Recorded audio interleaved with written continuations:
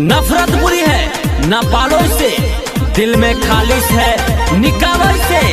ना मेरा है ना तेरा है, ना इसका है ना उसका है, ये सबका वतन है, संभालो इसे।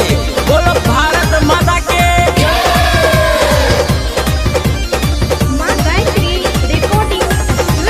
Remix by Santosh, remix by Santosh, remix by Santosh Sirhali. Hind तेरे खातिर, हिंद तेरे खातिर हम जान लड़ा देंगे। जो तुझसे उलझता है हम उसको मिटा देंगे।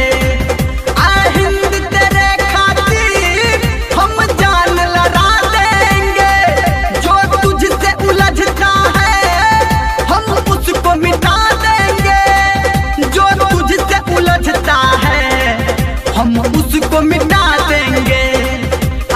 हिंद तेरे खातिर हम जान लड़ा देंगे। हिंद तेरे खातिर हम जान लड़ा देंगे। कुछ नशा तिरंगे की शान का है, कुछ नशा देश के सम्मान का है।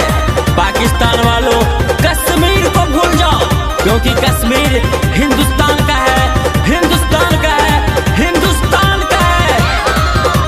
कसम तेरा हमको घर घुस के मारेंगे। आतंकी कैंपों को हम बम से उड़ा देंगे। अभी आप सुन रहे हैं धर्मेंद्र निर्मलिया को। है कसम तेरा हमको घर घुस के मारेंगे। आतंकी कैंपों को हम बम से उड़ा देंगे। दुश्मनों के सीने पर, दुश्मनों के सीने पर हम गोलियां चला देंगे। हिंद तेरे खातिर हम जान लड़ा देंगे। जो तुझसे उलझता है हम उसको मिटा देंगे। आजादी की कभी शाम नहीं होने देंगे, शहीदों की कुर्बानी बदनाम नहीं होने देंगे। बची हो जो एक बूंद भी गर्म लहू की, तब तक भारत माँ के आंचल नीलाम नहीं होने देंगे, नीलाम नहीं होने देंगे। जो युद्ध हुआ अब तो नक्शा से मिटा देंगे। जो आंख दिखाएगा सर काट गिराएंगे।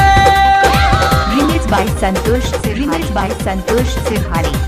जो युद्ध हुआ अब तो नक्शा से मिटा देंगे। जो आंख दिखाएगा सर काट गिराएंगे। आतंकिस्तानों को, आतंकिस्तानों को कब्रिस्तान बना देंगे। हिंद तेरे खातिर हम जान लड़ा देंगे। जो तुझसे उलझता है हम उसको मिटा देंगे। जो देश के लिए शहीद हुए उनको मेरा सलाम है। उनके खून से जिस जमी को सींचा उन बहादुरों को सलाम है। एक दिन उनके नाम का भी रखना पूजा की थाली में, जिनकी सांसें थम गई भारत माँ की रखवाली में, भारत माँ की रखवाली में। जलवा तेरा हमको जी जान से प्यारा है। बदनाम करे तुझको दुश्मन वो हमारा है।